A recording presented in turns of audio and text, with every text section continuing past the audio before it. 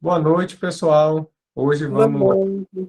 iniciar o nosso estudo do capítulo 6 do Evangelho segundo o Espiritismo, o Cristo Consolador. Esse capítulo, ele é um capítulo extremamente importante porque ele vai trazer a ideia, né, do Cristo Consolador, o que é que os conceitos, né, os ensinamentos que Jesus trouxe à época e também o outro Consolador, que foi até anunciado pelo próprio Cristo, que iria nos ensinar todas as coisas e também relembrar o que ele havia nos ensinado. Então, é muito importante que a gente pense nesse aspecto. O capítulo, ele inicia, e também faz parte da nossa metodologia de estudo aqui, a ideia da Bíblia, né? Vamos fazer menção à Bíblia, e lá em Mateus, né, capítulo 11, de 28, versículo 28 a 30, o que é que está escrito? Vinde a mim, todos vós que estáis aflitos e sobrecarregados, que eu vos aliviarei. Tomai sobre vós o meu jugo. Vocês vão perceber que já aqui eu faço duas separações muito importantes que vão permear no estudo do capítulo praticamente inteiro, que é a questão de jugo e a questão de fardo. Então, tomai sobre vós o meu jugo. Ou seja, o jugo aqui, eu até trago a imagem que você vê os dois bois aqui com tipo uma madeira na cabeça para dar a direção. Ou seja, isso aí tem ali o agricultor, no caso, isso aí seria Jesus, né, nos guiando aqui, ou nesse caso, os bois, o agricultor. E aí esse jugo seria a direção, né, seria a orientação. Então, qual é a orientação que Jesus traz para a gente? Inúmeras, mas principalmente é a do amor e da caridade. E a gente vai permear sobre isso nesse estudo. Então, tomai sobre vós a minha orientação, a minha direção. Eu costumo falar que tudo que a gente precisa saber está na nossa consciência, por isso que depois aqui vai ter que, é necessário que lembre, e os ensinamentos de Jesus. A gente sabe que Jesus é o nosso modelo e guia.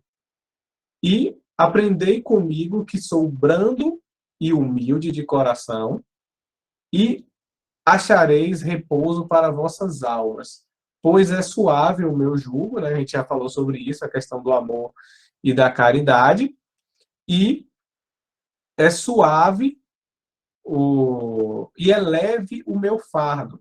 Aqui, se vocês derem uma olhada, vai ter tipo umas madeiras aqui sendo carregadas, né, pelos bois. O fardo, do ponto de vista de conceito, é um conjunto, né, de objetos que são destinados a transporte. Então, o que a gente está levando? Eu gosto muito de uma vez, né, Gila nem está aqui, mas ela trouxe um exemplo, uma vez muito importante, quando ela fez o Caminho de Santiago. Quando ela estava fazendo esse caminho, ela levou uma mochila muito pesada, com muitas coisas que ela não ia usar no trajeto, né, no meio do caminho.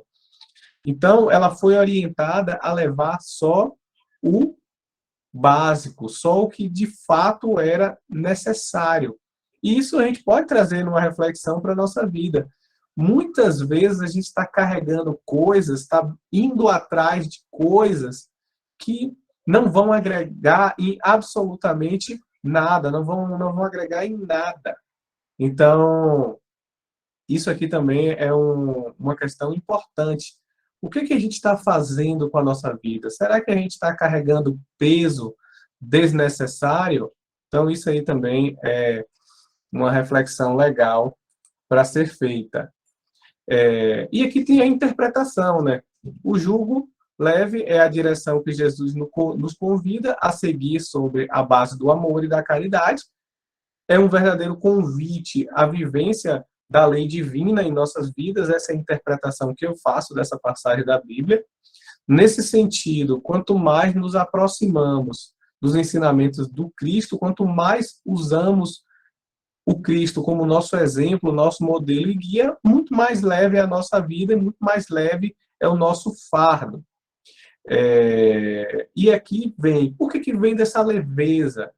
Porque adquirimos a certeza de que somos um espírito eterno e que a vida continua, a vida segue no plano espiritual até que a gente tenha uma nova oportunidade de voltar. E, principalmente, a gente vai relembrar de capítulos anteriores que a Terra é uma prisão, a Terra é um plano inferior ainda, e que a gente só está aqui com esse peso porque a gente ainda precisa estar. E só depende de nós evoluir o nosso espírito para que a gente saia daqui e tenha mais consciência, nos aproximemos mais da felicidade plena.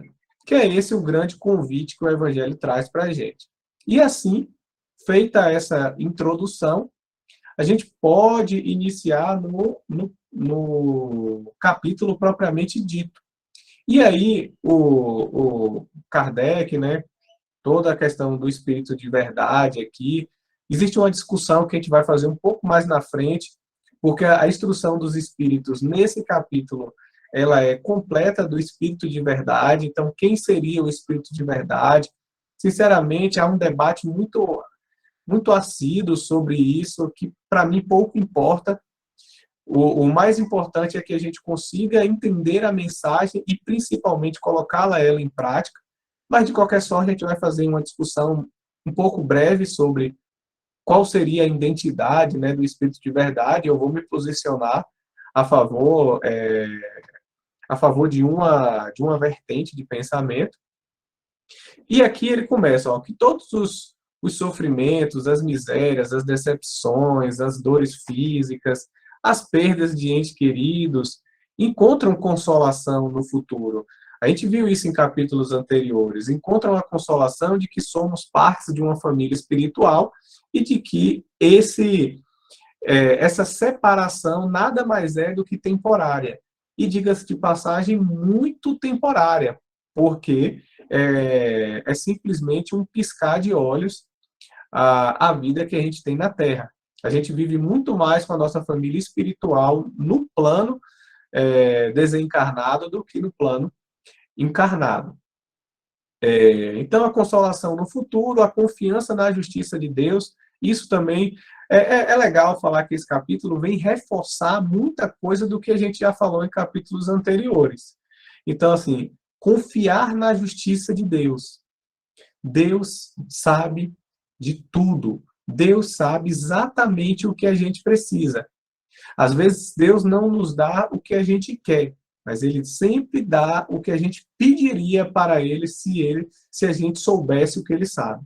A gente nunca pode perder isso da mente, porque é um pilar básico de toda a doutrina espírita. E que o Cristo, né, veio ensinar para os homens, né, quais foram os ensinamentos que Jesus vem trazer para a gente.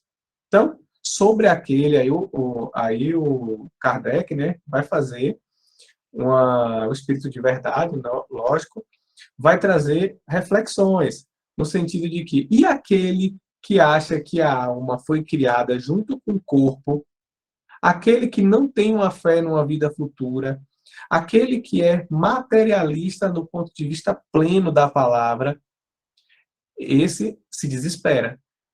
Esse vive em extrema aflição e sem nenhuma esperança.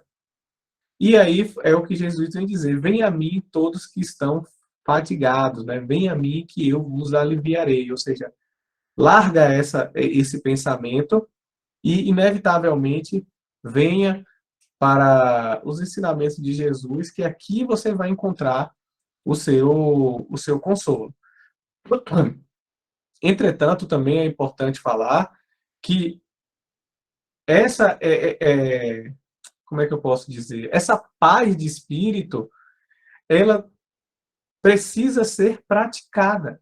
Ou seja, para que você atinja a felicidade, para que você atinja a paz, você precisa praticar a lei de Jesus. Isso é um fato, gente. Quanto mais a gente estuda e mais a gente pratica o evangelho, mais leve, menor é o fardo que a gente carrega. Pode fazer esse teste. Pode fazer esse teste. Então, seu jugo, né? A direção é observar a lei, as leis divinas.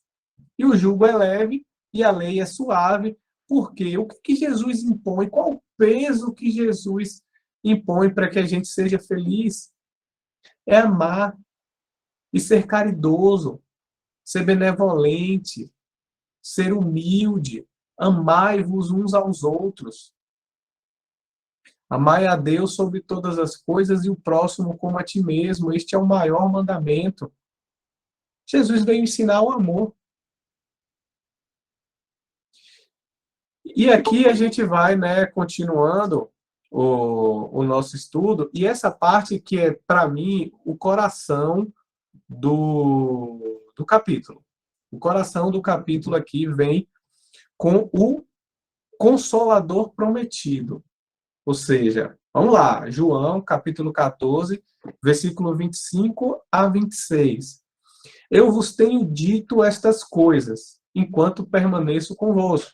Ou seja, estou te ensinando muita coisa, mas o Paraclito, né, o mentor, o Santo Espírito, que meu Pai vos enviará em meu nome, vos ensinará todas as coisas. Lembra do grifo roxo? E vos fará lembrar o que vos disse. Ou seja, vocês andaram aí, vocês esqueceram tudo o que eu ensinei. Tudo bem que eu ensinava sobre parábolas, eu até brinco aqui com a chargezinha, né? Que Jesus falava sobre parábolas, ou seja, Jesus não falava numa linha reta, ele falava curvando. Por que ele falava isso? Porque a luz muito clara, ao invés de iluminar, ela cegaria.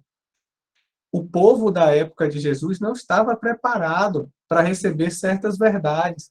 E eu ainda julgo que mesmo lá na época de Kardec, mesmo hoje, nem vou na época de Kardec, mesmo hoje, não sei se a população está plenamente preparada para os ensinamentos de Jesus. Aí cabe, né, uma reflexão mais individualizada aí de vocês. Então, o que Jesus promete? Jesus promete o Espírito de verdade. Aqui tem um asterisco. Por que tem um asterisco? Porque, como eu disse anteriormente, aqui tem muito debate em cima de quem seria o Espírito de verdade. Algumas pessoas acreditam que o Espírito de verdade era o próprio Jesus.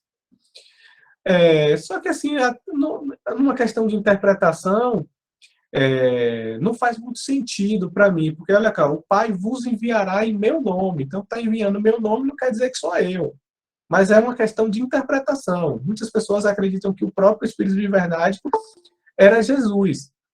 Mas eu vou muito mais numa corrente de pensamento, mas lembrando, gente, que pouco importa, viu?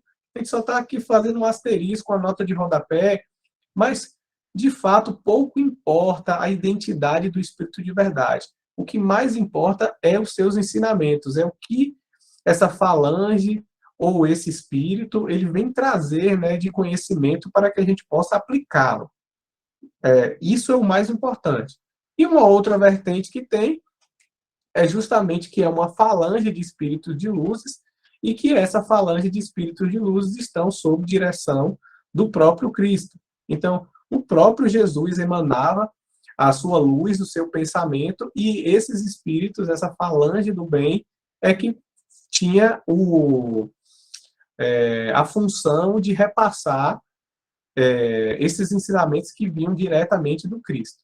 Então, essa é uma outra vertente de pensamento. Mas é o que Jesus vem prometer, o Espírito de verdade, que à época o mundo não estava maduro para compreender, mas basicamente essa parte final aqui que eu quero que fique para a gente pensar. O Espírito de verdade tinha que vir mais tarde ensinar todas as coisas, significa que Jesus não disse tudo. E a gente já falou por que Jesus não disse tudo. Não tinha não tinha capacidade, né, ali das pessoas, isso ia cegar as pessoas. E se ele vem relembrar o que o Cristo disse, quer dizer que muitos pontos ele foi ou esquecido ou não compreendido, mas vem ensinar todas as coisas. Assim, eu percebo que quando a gente vai ler a codificação completa, e aí eu digo do ponto de vista do raciocínio lógico, todas as respostas que você precisa tá lá. Se você fizer uma pergunta aí na sua mente agora, se você ler, interpretar e sentir o evangelho, você tem a resposta. Então, tudo tá lá. Você não precisa ler mais nada. Lógico que todo conhecimento que é um conhecimento que teve um certo rigor científico, ele é bem-vindo. Ele é bem-vindo. Lógico. Mas a alfabetização precisa ser bem feita. E o que eu percebo é que muita gente vai além da alfabetização sem estar alfabetizado. Você está quebrando etapas e que vai fazer com que o seu conhecimento ele ainda não seja tão solidificado. Porque a gente tem tudo no Evangelho, a gente tem tudo na codificação. Eu não vou nem só no Evangelho. Na codificação a gente tem tudo o que a gente precisa. Então a gente precisa colocá-lo em prática. E quem está dizendo isso não sou eu, não. Quem está dizendo isso é Jesus. Vos ensinará todas as coisas. Português, gente. Todas as coisas. Você não precisa de mais nada. Está tudo lá na codificação. E a gente vai, né, para a função do Espiritismo, né? Ou seja, que vai ensinar ali todas as coisas. O Espiritismo vem abrir os olhos e os ouvidos, porque não fala sobre figuras, sobre alegorias, não fala sobre parábolas, fala direto. Fala direto, linguagem direta. Vem finalmente trazer a consolação suprema a todos da terra, a todos que sofrem, atribuindo uma causa justa. Gente, o ensino da doutrina espírita, o estudo da doutrina espírita, ela pode ser acusada de tudo, menos de falta de lógica. Menos de falta de lógica. Você pode não concordar, fala assim, poxa, eu não concordo com o que está escrito, está tudo bem, mas você jamais pode dizer, cara, isso não tem fundamento nenhum que você está falando, porque aí você está trazendo uma inverdade. E aqui, continuando, disse Jesus, bem-aventurados aflitos, pois eles serão consolados. A gente já viu isso em capítulos anteriores. Mas como há alguém de se sentir feliz por sofrer, se não sabe por que sofre? Isso a gente viu no capítulo anterior. Bem-aventurados aflitos. Por quê? Porque você está pagando dívidas anteriores. E quanto mais você está pagando dívidas anteriores, ou você está passando por provações, mais próximo da felicidade verdadeira você está. Então você encontra um motivo sincero, inteligente, para passar pelas dores, para entender que isso te deixa mais puro e que, principalmente, você não peques mais. Isso é o que Jesus falava, vá, se ninguém te condenou, eu também não te condenarei. Vá e não peques mais. Ou seja, não traga mais dívidas para você. Está quitado aqui. Daqui para frente, evite ao máximo errar. Evite ao máximo pecar. Então, para refletir na palavra de Jesus. O Espiritismo mostra que a causa dos sofrimentos nas existências anteriores e na destinação da Terra, onde o homem espia o seu passado. Então, basicamente, o que a gente já falou. O homem compreende que mereceu. Gente, só aqui a gente podia parar o estudo. Porque, às vezes, a gente vê as pessoas sofrendo, não entendendo por que sofrem, fica com aquela questão. E não entendendo uma coisa principal. Nada acontece sem consentimento de Deus. Se a gente está passando por algum sofrimento e a gente não tem meios de evitá-lo, porque a gente também viu isso no capítulo anterior. Não é sofrer por sofrer. Pô, eu estou sofrendo, mas eu tenho forças e tenho meios de parar esse sofrimento. Eu até me recordo que é tipo assim, tem uma agulha, tem um espinho no seu dedo. Aí você vai dizer, ah, não, deixa esse espinho aí, porque eu nasci para sofrer. Não, você vai lá, tira o espinho, porque você tem condições de fazer isso. Não é essa a questão que está sendo discutida aqui. A gente está falando de dores e sofrimentos que nós não temos a capacidade, ali, pelo menos temporária, de resolver. Então, que a gente tenha resignação e saiba que tudo tem, todo efeito tem uma causa e que Deus é justo. Acabou, bota isso na mente, tira o peso, tira o fardo, tira o peso e vai ser feliz. Aceita sem murmurar. Essa frase é uma frase que você vai ver, vai permear no Evangelho praticamente todo. Aceita sem murmurar. Confia em Deus. Confia em Deus. E aí vem a questão da fé inabalável. Está aí uma das questões que mais me aproximaram do Espiritismo. Por quê? Porque a ideia da fé raciocinada, a fé com a ciência. Ou seja, inclusive, o próprio Kardec diz, quando a ciência tiver mais sentido, for mais lógica do que os ensinamentos do Espiritismo, fique com a ciência. Então, fique com a ciência. Então, não é aquela fé cega, a fé do dogma, é uma fé que pode ser colocada lado a lado com a razão. E quando a fé pode ser colocada lado a lado com a razão, ela se torna uma fé inabalável. Ela se torna uma religião científica, se assim eu posso dizer esse termo. Então, ela fica muito forte, ela fica muito solidificada, porque ela tem sentido, ela tem lógica.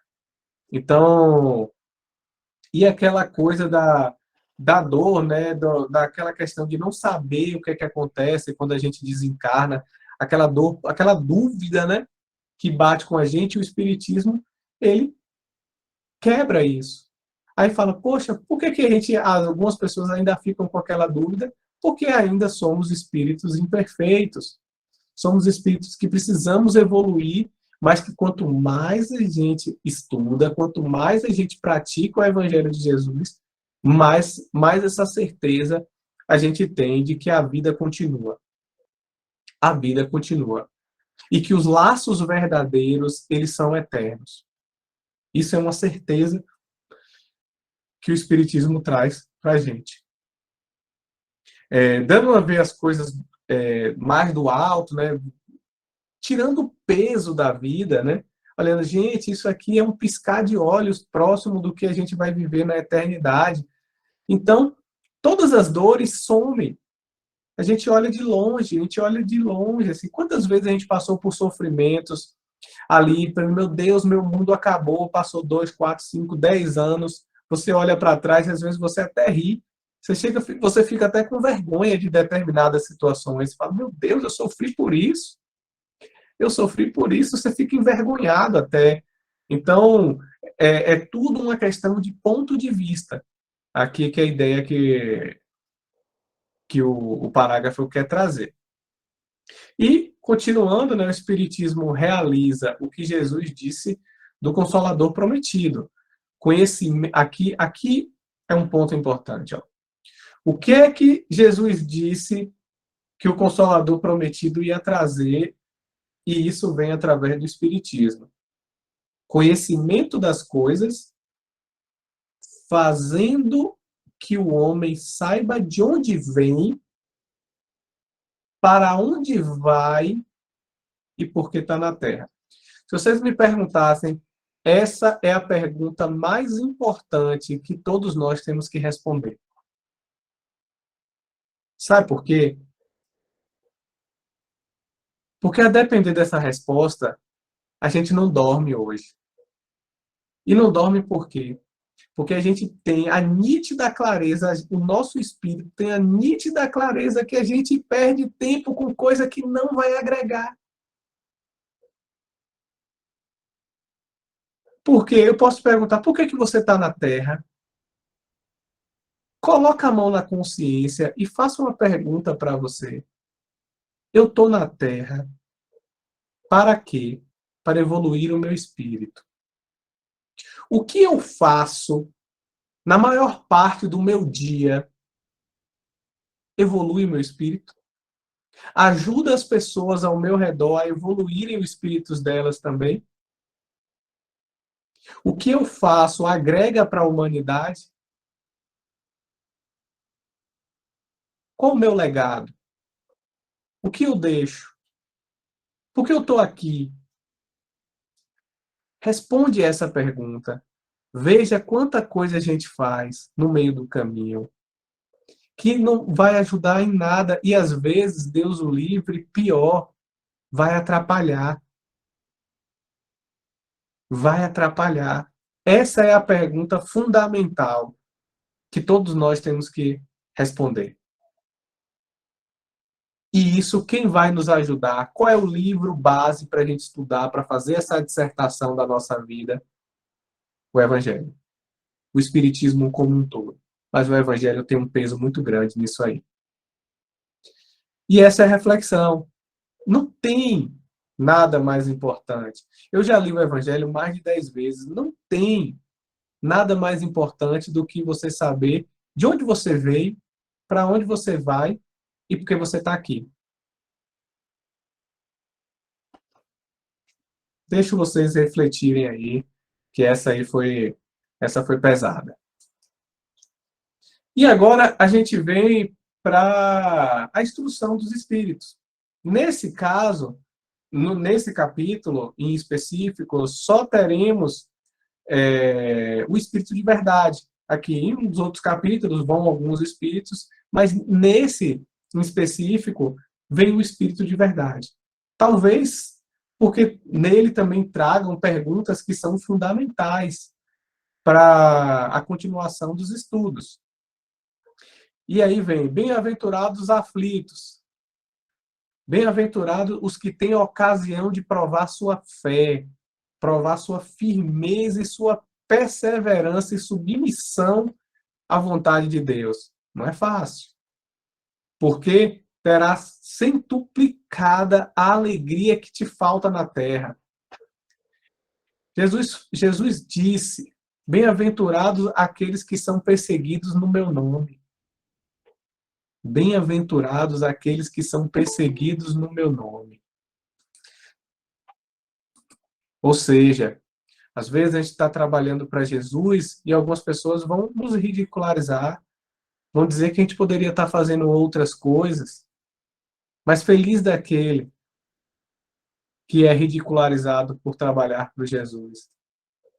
E continua firme na fé, continua firme no trabalho, não dando ouvido a essas outras pessoas. Nada fica perdido no reino do nosso Pai, e os vossos suores e misérias formam os tesouros que vos deixam ricos nas esferas superiores, onde a luz substitui as trevas e onde o mais desnudo dentre vós é o mais resplandecente. Não tenho como não lembrar da passagem, não me lembro agora aqui o versículo, a questão, quando os discípulos perguntam para Jesus, mestre, quem de vós, quem entre nós aqui é o maior? Ou seja, né, uma vaidade, uma disputa entre os próprios discípulos. E aí Jesus vai e pede para que ele lave os pés, né, dos discípulos e diz: aquele que mais se rebaixar, mais se elevará, né? Aquele que for o maior servidor, aquele que for o mais humilde, é que é o maior entre vós. Então, aqui a humildade, o Filho do Homem, né, não veio para ser servido, o Filho do Homem veio para servir. Então, gente, Jesus passa o exemplo para a gente. Jesus passa o exemplo para a gente aqui. Em verdade vos digo, os que carregam seus fardos e assistem os seus irmãos são bem-amados meus. Lembrando, gente, que aquela ideia que a gente falou, o espírito de verdade, independente da corrente que vocês acreditam, é uma falange de espíritos superiores sob o comando do próprio Cristo. Então, feliz daquele que carrega as suas dores e ainda se predispõe a ajudar os outros, porque são bem amados meus. Ou seja, estamos bem na fita fazendo isso, de coração puro. E qualquer que dentre vós quiser ser o primeiro será o servo de todos, né? A gente acabou falando, eu nem você vê, estava na minha mente, eu nem li essa parte aqui. Porque o Filho do Homem também não veio para ser servido, mas para servir e dar a sua vida em resgate de muitos. Ou seja, Jesus não tinha que sofrer nada que sofreu. Jesus era um espírito crístico, não precisava passar, não precisava nem reencarnar aqui na Terra, mas ele veio para mostrar o caminho, a verdade e a vida. Jesus veio mostrar o que de fato é necessário fazer para evoluir. E a gente ainda. Eu brinco que quando eu desencarnar, eu vou falar, oh meu Deus, eu tinha esse conhecimento, eu não coloquei ele todo em prática, me perdoe, porque é um negócio sério. A gente tem o gabarito da prova escancarado na nossa frente. Está escancarado na nossa frente. Não pode alegar desconhecimento. A gente não pode alegar desconhecimento. Porque a gente pode até esconder dos homens, mas a gente não esconde de Deus. Deus sabe que a gente sabe. Então, isso nos torna mais ainda responsáveis pelo nosso processo evolutivo e também pelo processo evolutivo dos nossos irmãos, das pessoas que estão próximas de nós, sejam elas encarnadas ou desencarnadas. A gente também tem uma influência muito grande por todos os espíritos desencarnados que nos acompanham. E aqui a gente vai continuando, né? Vinde a mim, pois, vós que sofreis e achais oprimidos e que serão aliviados e consolados. Olha só o que ele vai dizer aqui. Não busque em outro lugar a consolação e a força, pois este mundo é impotente para te dar. Ou seja, você pode até buscar abrigo em outras questões que não seja no Evangelho de Jesus, mas você não vai achar. Eu deixo essa reflexão interna para vocês. Quantas pessoas acham que vão ser felizes buscando bens materiais, buscando outras coisas, buscando poder, buscando, enfim. E no final das contas, não é esse o caminho. Então não busque o alívio da sua dor fora do Evangelho de Jesus. Quem está falando isso? O Espírito de verdade. Deus dirige um supremo apelo. Olha só o que o Espírito de verdade está dizendo. É um chamamento, tipo assim, um apelo. Gente, dorme com esse livro do seu lado, bota na cabeceira da cama. É um apelo para os vossos corações através do Espiritismo. Escuta. Gente, esse capítulo é um apelo, viu? Escuta o Evangelho, vai estudar o Evangelho. Estipados sejam das vossas almas doloridas a impiedade. Ou seja, tira isso de você. Sejamos piedosos, sejamos caridosos. Tira da tua vida a mentira, o erro. Deixa de ser incrédulo. Por quê? Porque isso são monstros que sugam o vosso mais puro sangue e abrem chagas quase sempre que mortais. Tira isso. Amai-vos uns aos outros, como eu vos amei. Tá tudo na Bíblia, gente. Tá tudo na Bíblia. O Evangelho vem tirar as parábolas e direto ao ponto. Por isso que Jesus sempre falava na Bíblia, ouça os que têm ouvido de ouvir. Porque era parábola, ou seja, poucas pessoas iriam entender esse movimento que Jesus estava fazendo. E aqui a gente vai avançando, né? Novamente o espírito de verdade, a abnegação, ou seja, eu até coloquei aqui o que é ser abnegado. Porque a sabedoria reside na abnegação e no devotamento. Gente, você quer se tornar uma pessoa sábia? O que é ser sábio de acordo com o espírito de verdade? Eu tenho que fazer menção, uma falange de espíritos de luzes sobre a coordenação direta de Jesus Cristo. O que é ser sábio? Sábio é ser uma pessoa que não age por interesse, que renuncia às suas próprias vontades em função de outras pessoas, que é altruísta e que age com abnegação. É um indivíduo desinteressado que se caracteriza por possuir abnegação, sacrificado, devotado, humilde. Então, você quer ser um espírito sábio, de acordo com o conceito espírita, enviado pelo Espírito de Verdade, está aqui o dicionário. Você já sabe o que é que você precisa fazer para se tornar uma pessoa sábia, dedicado à humanidade, dedicado a promover o bem da humanidade, humilde, desapegado.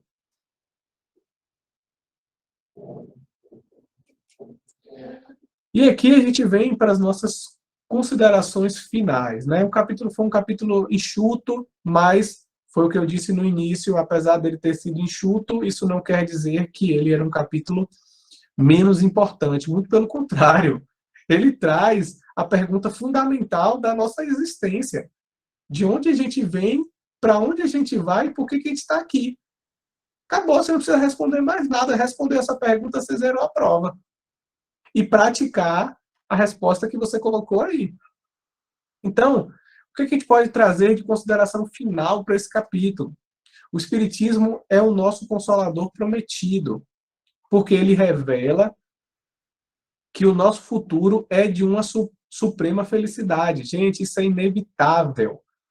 Tá aí uma coisa que é determinada. A gente, todos nós, nascemos para ser felizes. A gente nasceu para a luz. A gente nasceu para a luz. O que vai mudar a velocidade? Eu falo isso para muitas pessoas. O que diferencia a gente sair dessa prisão ou não? É o nosso bom comportamento. Vamos pensar numa prisão da Terra? Tem duas pessoas que cometeram delitos, o mesmo delito, vamos dizer assim, só que uma saiu 3 anos antes do que a outra. Simplesmente porque ela teve um bom comportamento na prisão.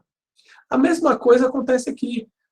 Os dois, no caso, vão sair da prisão quando cumprirem a pena. Só que um saiu mais rápido. Por quê? Porque ele desejou isso. Porque ele fez por onde. A gente já discutiu isso em capítulos anteriores. Todos nós vamos nos libertar da terra. Todos nós alcançaremos os planos felizes. Quer a gente queira ou não. Isso vai acontecer. Só que, lógico, a gente pode ajudar esse processo. Eu falo muito quem chega mais próximo de mim em relação aos passes. A gente sabe, não tem muito a ver com esse assunto aqui, mas cabe uma reflexão. Porque existe o passe espiritual e existe o passe magnético. O passe espiritual é aquele passe, lógico, bem brevemente, poderia fazer um outro vídeo falando sobre isso, mas é aquele passe que emana amor, que você faz uma prece do fundo do seu coração e ali você está emitindo fluidos de amor, fluidos positivos para aquela pessoa. Mas é lógico que também existe o passe magnético, que é um passe mais voltado ali para talvez questões, talvez não, mais direcionado para questões físicas mesmo, e isso tem um outro conhecimento que, poxa, quando você agrega as duas coisas, você ganha potencialidade. Então, quando a gente pratica o evangelho e quando a gente estuda o evangelho, a gente ganha potencialidade. E, inevitavelmente, a gente vai para a felicidade suprema. Então, que a gente trabalhe para adiantar esse processo, para que a gente trabalhe para acelerar esse processo. E é através da prática do evangelho, do estudo e da prática do evangelho. Não adianta nada eu ser um grande estudioso do evangelho e eu não praticar o evangelho. Eu estaria sendo um hipócrita. Eu estaria sendo um hipócrita. Eu tenho que estudar e me esforçar ao máximo, ter uma congruência, ter sintonia com o que eu estou aqui apresentando para vocês, com o que eu faço. Eu não posso ser diferente disso. Não faz sentido, não é lógico. Nós caminhamos para a felicidade, para o amor e para a sabedoria. A diferença entre nós e os espíritos superiores é porque eles já fizeram esse caminho. Ah, Pedro, então nós também seremos espíritos superiores no futuro? Não tenha dúvida que sim. Todos nós aqui seremos espíritos superiores. A diferença vai ser a velocidade de cada um. E o que é que vai dizer isso? O esforço de cada um. Quem se esforça mais vai chegar mais rápido lá. Mas todos vamos chegar. E isso que é uma das coisas mais belas da questão da justiça divina. Todos vão chegar lá. Uns mais lentos, uns vai ali no empurrãozinho, outros já vão mais acelerados, mas todo mundo vai chegar lá. O consolo vem muitas vezes de uma maneira sutil e que é preciso ter muita sensibilidade. É porque, por nos amar, o Criador tem um compromisso com a educação. E ninguém educa dizendo só sim. Isso é muito importante para que a gente tenha resignação com as provas e expiações que a gente passa. Às vezes a gente quer, eu quero, parecendo uma criança birrenta, uma criança mimada. Mas Deus sabe o que a gente precisa. É difícil. Tem provações, expiações que a gente passa nessa vida. Tenho certeza que cada um de vocês aqui já passou por uma. Dói. Dói. Mas é para o nosso bem. Quando a gente acredita que Deus é justo, que Deus é bom e que Deus não age por capricho, a gente consegue resignar esse processo. As determinações do alto são sempre a nosso favor. A gente nunca pode esquecer isso. São sempre a nosso favor. Tudo o que acontece na nossa vida é sempre a nosso favor. Mesmo que pareça contra nós. Mesmo que pareça que Jesus, que Deus, está nos criticando, está agindo por capricho. Acha assim, Deus, hoje eu não tô de bem com o Pedro, não, vou lá castigar ele. Não, não. O Evangelho, o estudo do Evangelho faz com que a gente tenha certeza que Deus, Criador do universo, não age por capricho. Olha o tamanho do universo. A gente já estudou isso em capítulos anteriores. Olha o tamanho do universo. Olha a distância das galáxias que estão aqui entre nós. Olha a distância entre os planetas. Olha quantos planetas e quantas estrelas conhecidas existem. Uma infinidade. E Deus vai agir por capricho contra mim ou contra qualquer um de vocês? Gente, o que eu estou falando aqui para vocês, eu estou chamando a gente para o raciocínio, para a fé inabalável, aquela fé racional. Não faz sentido.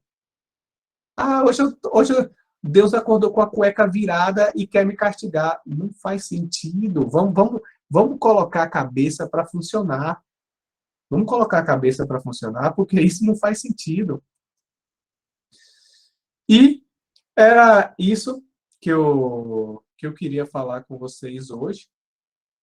Foi um estudo mais curtinho, mas eu gostaria de finalizar novamente com um dever de casa aqui para todos nós. Responder a pergunta: de onde eu venho, para onde eu vou e, principalmente, por que que eu estou aqui? Que a luz esteja com todos nós, hoje e sempre, e até o nosso próximo estudo.